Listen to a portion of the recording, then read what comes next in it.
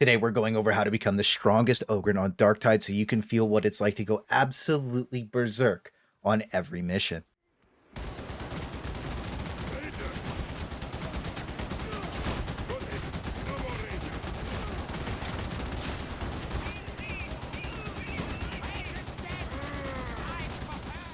So not only are we going over the best weapon combos, curios, feats, and builds, all of the clips in the video are of every single thing working together with insane synergies. And all VODs of everything I've been doing are posted on the alt channel in the description. And on the last few class guides, you all provided me with some really solid weapon combos and builds. So I'd love to hear about what your favorite thick boy things are to do. And I'll pin all my favorite ones in the updated comment. But for now, we're lighting this off with everything you've ever dreamed about doing as an Ogryn, because it has some of the most fun weapons in the game to use. And my personal favorite right now for spamming T5s is the heavy stubber and the bonk stick. When you combo these two together, it really makes you feel like you're going absolutely berserk and gives you the fantasy of what this big, thick man can really do. And both weapons really help control the flow of the game while making even the worst situations manageable by obliterating hordes in the coolest way possible and stopping everything from even attacking altogether with the charged bonk. But if you want to push your Ogryn to its limits, you really need to have the best feats to make sure you're insanely beefy to compensate for those times where being so big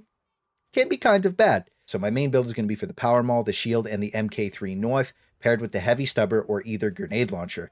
And I personally prefer the Rumbler right now over the Grenade Gauntlet, but I think it's really just a personal preference. For me, the Grenade Gauntlet's AoE damage has too much fall off by comparison right now, but both second as sniper rifles and kind of perform the same thing, and are both really solid choices right now and can hard carry if you get that Shattering Impact blessing, but I'll go more in depth on both of those ranged weapons later on in the video. So for our first feat, you can swap between Linchpin and Best Form of Defense. It's more of a playstyle thing, but you really get a lot more out of Best Form with the Shield than the other two weapons, and I really feel like Linchpin with the Power Maul and the MK3 gets a lot more value, because you're mostly spamming light attacks unless you're stacking bleeds. Then for our second row, all three of our melee weapons that we're talking about have insanely good heavy attack animations if used correctly, and all of our ranged weapons special attacks cause a bleed too, so that you can stack our damage reduction from our fourth row. But we'll get there in a second because we have to talk about the other two in this row, because I see a ton of people wanting to take both. And while the grenade box is insanely fun to use, it doesn't have synergy with the rest of our kit. And heavyweight can be a really solid pickup if you feel like Ogryns are the main problem for your team, but the reality is other classes have a lot better weapons to deal with Ogryn types faster than any of the ones that you currently have. And since the Ogryn type mobs don't actually attack you that much because you're keeping them CC'd most of the time anyways, you almost never actually get to use the damage reduction from it. And most of your damage taken will constantly be from small shooty boys, not big ones, especially shotguns. Shotguns are going to be your main struggle, not Ogryns. So having 50% extra damage reduction from another source to reduce the damage you're actually taking is more valuable. And on our third row, it's going to really help you control the flow of battle. Bullfighter is really the only option here because heavy attack and lead the charge just aren't nearly as good as being able to spam your ult. And on our fourth row is really where we get to see our power spike with Bloodthirst, because it's super easy to keep this at max stacks. And again, the other two on this row just don't get basically any value for the majority of the mission. Now for row 5, it's always payback time for me. The 20% damage reduction is invaluable. It helps pull you out of those really tight spots and gives you that extra damage reduction you need to keep yourself alive. And just for the other two, I found the Infinite Cleave wasn't actually super useful, and Raging Bull was only impactful in horde situations versus that 20% damage reduction, which is basically up the entire time. But because you're so big, the Ogryn has a lot of damage bleed through, and for me, having as much DR as possible is absolutely mandatory. And on the final row, Bulgor is currently bugged. As you can see, the bleed is almost worthless when 2 stacks of bleed should last quite a bit longer. This is a pinnacle row 6 talent. It should minimum give 8 to 10 stacks in my opinion and not fall off in 1 second, because the Vet Grenade has more bleed stacks and it's not even a max level talent. So this should have been the obvious choice, but it doesn't actually do anything. So until it gets fixed, you either want Unstoppable or Nonstop Violence. And the toughness reset from Nonstop Violence can really help keep you alive, and that's what I'm preferring to use right now. But Unstoppable can be really cool because you get a ton of distance on it, and it's what you have to take to get your penance done. So when you do roll all of this together, you have insane damage reduction to help keep you alive in absurd situations. And just to show you how some of this works with the Power Maul, you really just want to spam charge light attacks and just knock everything around and weave in a heavy once in a while to keep your damage reduction bleed stacks up. And you really want to take advantage of the charge attack to make sure that situations stay under control, while your little shouties can get it together if they panic too hard when one too many elites start running at you. It honestly helps reset fights and just keep your team alive more than anything, and that's really one of the most valuable things for me right now, is just controlling the flow of the game. But now for the shield, we have to talk about a couple things because a lot of people misuse it and basically become worthless with the shield. So one thing is, all the shooty boys will always target the first thing that comes out from behind cover, meaning you can plant it with your special and almost every single mob will try and light you up, letting your team range them down. And whatever's shooting at them, they can just kill because there's not going to be a lot shooting at them. It's almost all going to be focused on you. Unfortunately, trusting your team is really hard outside of group situations because most people are too scared on T5 to even peek anything, which is unfortunate. So if you do see an Ogryn drawing aggro on almost everything, just deal with range mobs that are basically free. And I see a lot of Ogryns just like hold their block and run straight in and just get melted and die instantly. It's something you actually need special perks and Curios for, which we'll go over in a minute. But what the shield does have is extremely high impact heavy attacks that let you knock everything around and keep your bloodthirst stacks maxed out if played correctly. And it also does a decent amount of damage, but you're really relying on those bleed stacks to tick a lot of the stuff down, because as they get higher and higher, it just does crazy damage with this thing.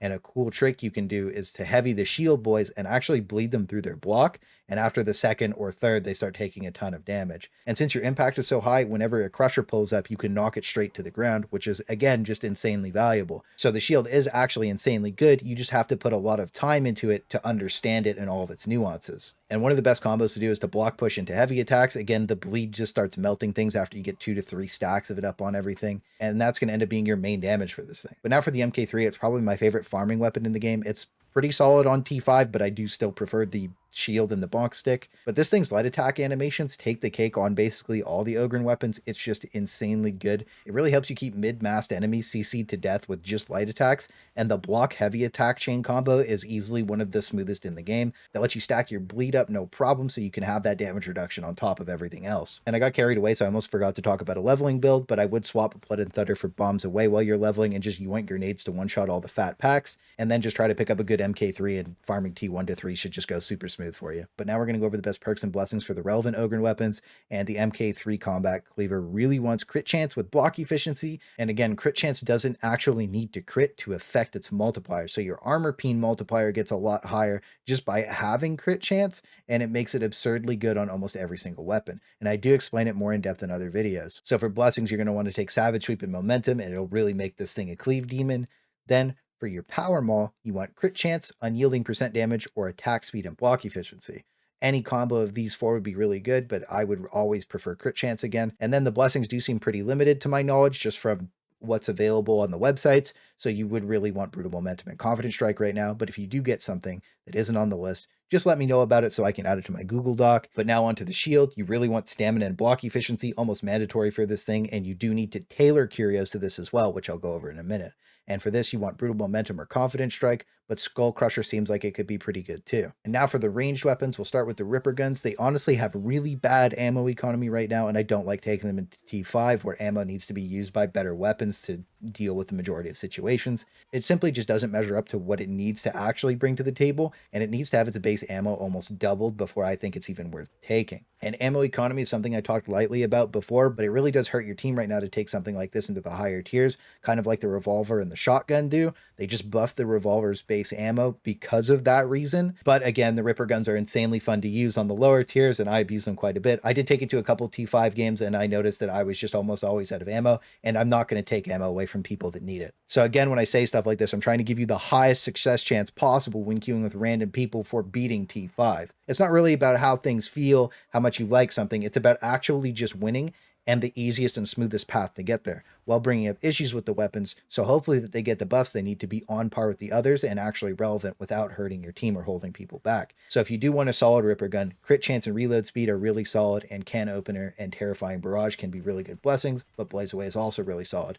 Can Opener is good because it really lets you just stack Rend, and Rend is one of the most valuable debuffs in the game right now. Now for our next weapon, and my personal favorite, the Heavy Stubber seemingly has infinite ammo if you get the Charge Reload blessing. making its ammo economy surprisingly good because you barely need to pick up any ammo at all. And every time an ammo crate gets dropped, it should be good enough to keep your ammo topped off, and it has been good enough for me. And this weapon's been putting an insane amount of work in every single game that I've brought it to. It really makes you feel like you're from the first Predator movie when you just get to mow down a jungle of heretics. And as a bonus, it also has really high impact, letting you knock around a lot of the harder elites and reapers, making it really easy for your team to move around, and gives you a lot of suppression control over the entire map. And I know suppression is bugged on quite a few mobs, but eventually they'll fix it and it'll be a lot better. So the best perks for this thing are crit chance, which is mandatory to have on it, and then reload speed or percent damage. And then for blessings, you need charmed reload, or you simply can't use the gun at the higher tiers. And that's also why you need the crit chance. And then the other blessings are just nice to have, but getting ceaseless fire or inspiring would be really solid too. And just another note for this gun, because I see a ton of Ogryns making a lot of mistakes RPing as a range character with this thing, it should only be used for holding chokes or suppression, or if all the mobs are funneling through a tight corner, you can really start mowing them down. It's not actually meant for you to pretend you're a sharpshooter trying to snipe things across the map, because even if you have a decent range modifier on your weapon, it is not the best at sniping everything and you're kind of just burning ammo for no reason. But in moments like this where there's tons of zombies or tons of elites all just charging, all just funneling through a choke, it's insanely effective and it looks really cool and is insanely fun to use. And the main way to tell if you're using it wrong right now is if you're constantly running out of ammo,